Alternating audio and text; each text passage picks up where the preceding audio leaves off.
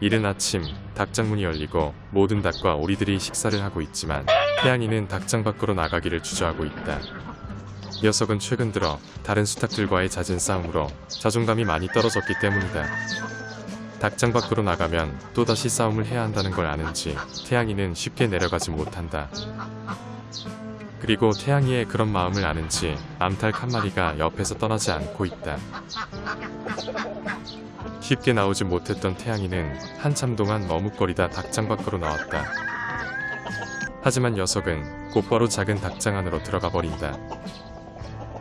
아마도 녀석은 골드와 부딪히지 않기 위해 최대한 몸을 숨기는 것 같다.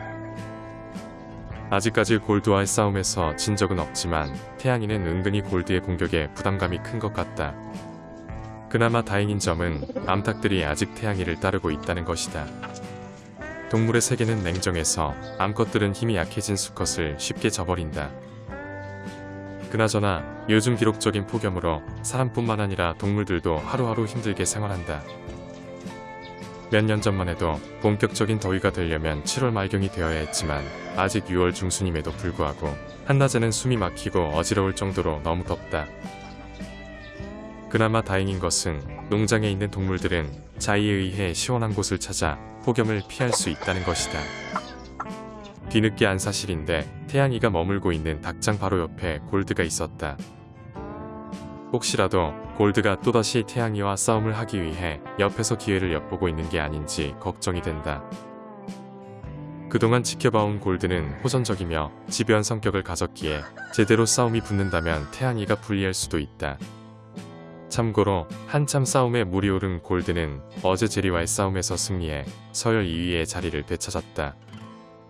그나마 다행인 것은 상황 판단이 빠른 제리가 골드의 행동에서 이상함을 느끼고 재빨리 도망쳐서 별다른 상처가 없이 끝났다. 아마도 제리는 서열의 높낮이보다 자신의 가족을 지키는 게 더 중요하다는 걸 아는 현명한 수탉인 것 같다. 태양이와 골드 간의 냉전으로 인해 반사 이익을 보는 수탉은 흥부 녀석이다. 서열이 높은 두 수탉 간의 신경전이 심해지자 녀석들은 흥부같이 존재감 없는 수탉에게까지 신경 쓸 여력이 없는 것이다.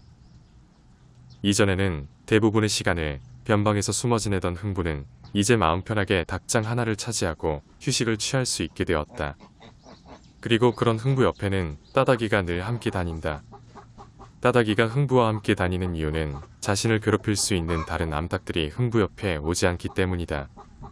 암탉이 없는 흥부 입장에선 따다기라도 옆에 있으니 좋은 것이고 따다기는 흥부의 도움으로 괴롭힘을 당하지 않게 되어 좋은 것이다.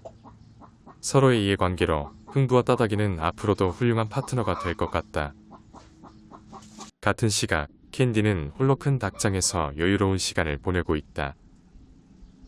캔디가 흥부의 구애를 받아주지 않자 흥부가 따다기와 보내는 시간이 많아지고 있기 때문이다. 덕분에 캔디는 모처럼 만에 흥부가 없는 편안한 시간을 보내게 되었다.